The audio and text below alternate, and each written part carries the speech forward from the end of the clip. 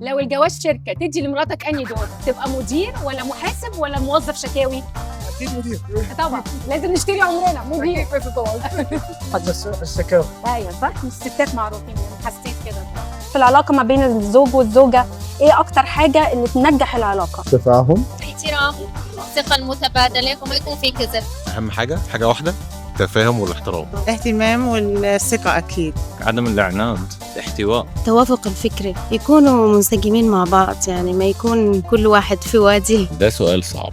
ربنا يكون ساكن في البيت طول الوقت، ما يسيبش البيت، الزوجين يبقوا مركزين على الحتة دي قوي. الكوميونيكيشن، بحس إذا الاثنين بيحكوا مع بعض يومياً وما ضروري تكون عشان يعني على topics كتير complicated، بس إنه كيف يومك وكيف يومي. تفاهم كتير important بين الاثنين.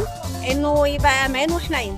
اهم حاجه الجواز برايي الشخصي يعني عشان يبقى فعلا جواز سعيد ان الواحد ما يتجوزش. الثقة والاحترام، عدم الخيانة والكذب، دي اللي بتخليها بتطول في العمر الجواز.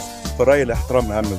بس أنا عن نفسي رومانسية وبحب الحب، فالحب عندي كان أول حاجة وبعد كده بيجي الاحترام. يعني هو المفروض العكس، الاحترام بعد، بس أنا بحب الحب الأول.